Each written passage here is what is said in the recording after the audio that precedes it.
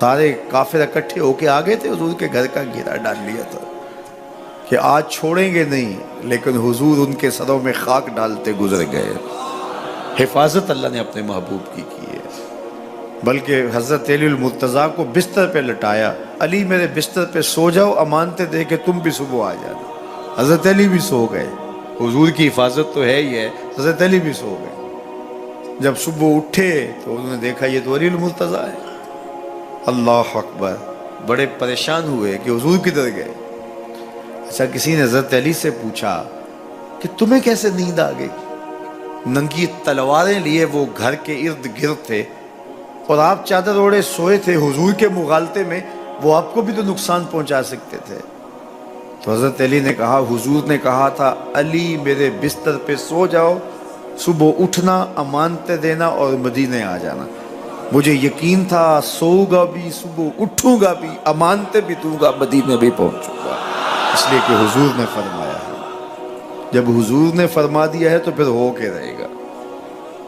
جب حضور ہجرت کرتے ہوئے جا رہے تھے نا، 100 سرخ اونٹ حضور کی گرفتاری کے لیے نام رکھا ہوا تھا۔ سراقہ بن مالک یہ حضور کو گرفتار کرنے کے لیے آگے بڑھا اور اس کی لالچ یہ تھی کہ اتنا بڑا انعام ہے، مجھے مل جائے گا، لیکن اس کی سواری گھٹنوں تک دنس جاتی ہے، معذرت کرتا ہے، پھر ارادہ بدلتا ہے، پھر یہی ہوتا ہے۔ تیسری مرتبہ بھی جب ایسا ہوا تو سمجھ گیا کہ یہ تو میرے بس کا روگ نہیں ہے۔ اب اسے پریشانی ہوئی کہ جو آج اس حالت کے اندر بھی اللہ کی اتنی تائید کے سائے تلے ہیں، تو کل جب یہ دوبارہ پلٹیں گے اور مکہ ان کے قبضے میں ہوگا تو پھر میرے ساتھ نہ جانے کیا سلوک ہوگا۔ تو کہا کہ حضور مجھے امان لکھ دیجئے۔ تو حضور نے کیا فرمایا؟ سراقہ تو مجھے گرفتار کرنا چاہ رہا ہے، میں تیرے ہاتھ میں کسریٰ کے کنگن دیکھ رہا، میں تیرے ہاتھ میں کسریٰ کے، اس وقت کی سپر طاقت تھی کسریٰ، تو فرمایا میں تیرے ہاتھوں میں کسریٰ کے کنگن دیکھ رہا ہوں۔ تو حضور سے انہوں نے باقاعدہ امان لکھوا لی۔ اللہ اکبر۔ حضرت عمر کا زمانہ ہے، ایک جنگ میں حضرت سراقہ بن مالک بھی تھے، تو کافر قلعہ بند ہو گئے، اور یہ جب ان کے اوپر حملہ آور ہوتے ہیں تو وہ اندر سے پتھر پھینکتے ہیں، فصیل عبور نہیں کی جاتی۔ تو سراقہ بن مالک کہنے لگے کہ مجھے آپ منجنیق میں ڈال کر کے ان کے قلعے کے اندر پھینک دو اور میں اندر سے جا کے دروازہ کھول دوں گا، تو پھر تم آ جانا۔ تو لوگوں نے کہا سراقہ کیا بول رہے ہو؟ وہ بڑی غلیل کی طرح منجنیق ہوتی ہے، کہا اس میں ڈال کے تجھے پھینکیں گے، جب تو گرے گا تیری ہڈیاں باقی نہیں بچیں گی، پھر وہ تلواریں لیے کھڑے ہیں تجھے زندہ چھوڑیں گے۔ تو حضرت سراقہ نے کہا مجھے کچھ نہیں ہوگا، اس لیے کہ حضور نے کہا تھا تیرے ہاتھوں میں کسریٰ کے کنگن دیکھ رہا ہوں، ابھی تک کنگن نہیں آئے، جب تک کنگن نہیں آتے موت آ ہی نہیں سکتی ہے۔ یہ یقین تھا ان کا، یہ اذعان تھا ان کا۔ تو حضور کی حفاظت اللہ نے اپنے ذمہ کرم پہ لی ہے۔ سوال یہ ہے کہ باقی بھی اللہ کے سچے نبی ہیں، ان کی حفاظت اللہ نے اپنے ذمہ کرم پہ کیوں نہیں لی، اور حضور کی حفاظت اپنے ذمہ کرم پہ کیوں لی؟ باقی بھی کتابیں اللہ کی سچی منزل من اللہ کتابیں ہیں، ان میں تحریف راہ پا گئی، لیکن قرآن مجید کی حفاظت اللہ نے اپنے ذمہ کرم پہ لی۔ کیوں؟ تو اس کا جواب یہ ہے کہ اگر کوئی نبی شہید ہو جاتا ہے تو نیا نبی آنے والا ہے، اس کی جگہ کو پر کر دے گا۔ اگر کسی کتاب میں تحریف راہ پا جاتی ہے تو کوئی بات نہیں، نئی کتاب نازل ہونے والی ہے۔ حضور کی حفاظت اس لیے کی کہ اگر حضور بھی شہید کر دیے جاتے ہیں تو پھر حضور کے بعد تو کوئی نبی آنے والا نہیں ہے، اور کتاب اللہ کے اندر اگر تحریف کر دی جاتی ہے فَبِأَيِّ حَدِيثٍ بَعْدَهُ يُؤْمِنُونَ، تو قرآن کے بعد تو کوئی اور نسخہ نور نازل ہی نہیں ہونے والا، تو لوگ ہدایت، روشنی اور اجالا کہاں سے لیں گے؟ اس لیے اس کتاب کو بھی باقی رکھا گیا اور مصطفیٰ کی بھی حفاظت فرمائی گئی۔ حضور کے آنے کے بعد اتمام دین ہو گیا. انا خاتم النبیین لا نبی بعدی، میں آخری نبی ہوں، میرے بعد کوئی نبی نہیں ہوگا. اور میں نے عرض کیا 100 آیات قرآنیہ، 210 احادیث اور صحابہ، تابعین، ائمہ اور بزرگوں کے ہزارہ اقوال اس میں موجود ہیں. سبحان الذی اسری بعبدہ، جس نے اپنے بندے کو سیر کرائی، من المسجد الحرام الی المسجد الاقصی، اللہ اکبر، مسجد حرام سے مسجد اقصی تک. مسجد حرام سے اس سفر کا آغاز ہوا ہے. ام ہانی کے گھر میں حضور استراحت کر رہے تھے، دروازہ اندر سے بند کیا ہوا تھا، اور جبریل امین کو حکم ہوتا ہے میرے محبوب کو سر عرش لے کے آؤ. تو جبریل حاضر خدمت ہوئے تو دروازہ بند پایا، عرض گزار ہوئے مالک کیا کروں؟ کہا کہ تو نے دروازے کو دستک نہیں دینی کہ میرا محبوب تیرے لیے اٹھ کے دروازہ کھولے. اللہ اکبر. تو مالک کیا کروں؟ کہا چھت سے سوراخ کرو. اور جبریل نے چھت سے سوراخ کیا اور وہاں سے سمٹ کے حضور کے قدموں میں آ بیٹھے.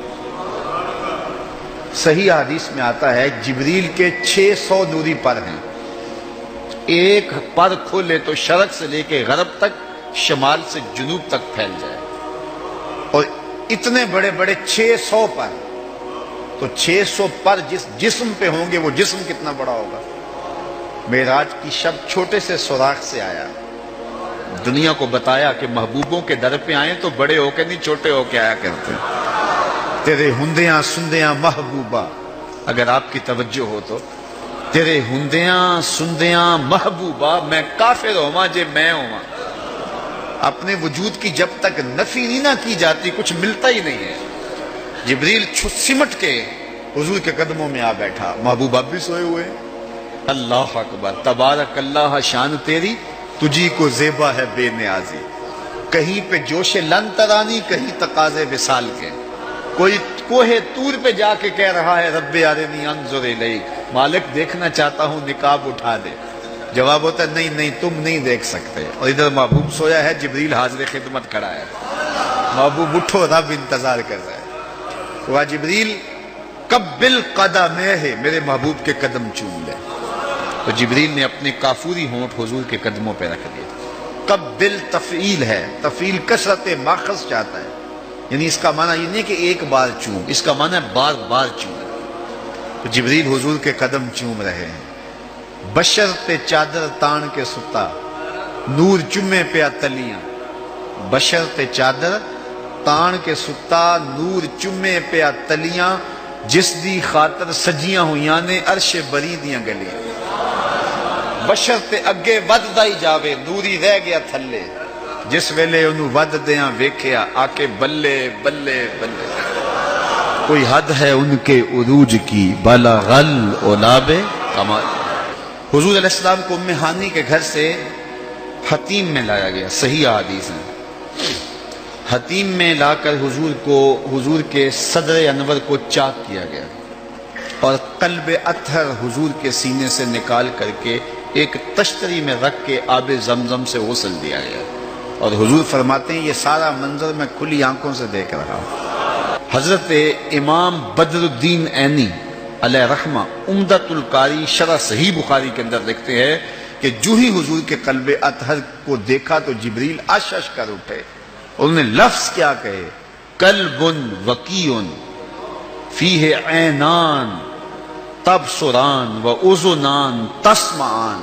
واہ واہ، کیسا دل ہے جس میں 2 آنکھیں ہیں جو دیکھتی ہیں، 2 کان ہیں جو سنتے ہیں. حضور کا دل عام لوگوں کے دلوں کی طرح نہیں ہے. اعلیٰ حضرت نے جو قصیدہ سلامیہ لکھا ہے، جو عموماً مساجد میں نماز جمعہ کے بعد پڑھا جاتا ہے، تو اس میں آپ نے ایک تو حضور کے معجزات کا ذکر کیا ہے، اور دوسرا اس قصیدہ سلامیہ میں حضور کے ایک ایک عضو بدن پہ سلام پڑھا ہے. کبھی انگلیوں پہ سلام، نور کے چشمے لہرائیں دریا بہیں، انگلیوں کی کرامت پہ لاکھوں سے. کبھی ہاتھوں پہ سلام، ہاتھ جس سمت اٹھے غنی کر دیا، موج بحر سماحت پہ لاکھوں سلام.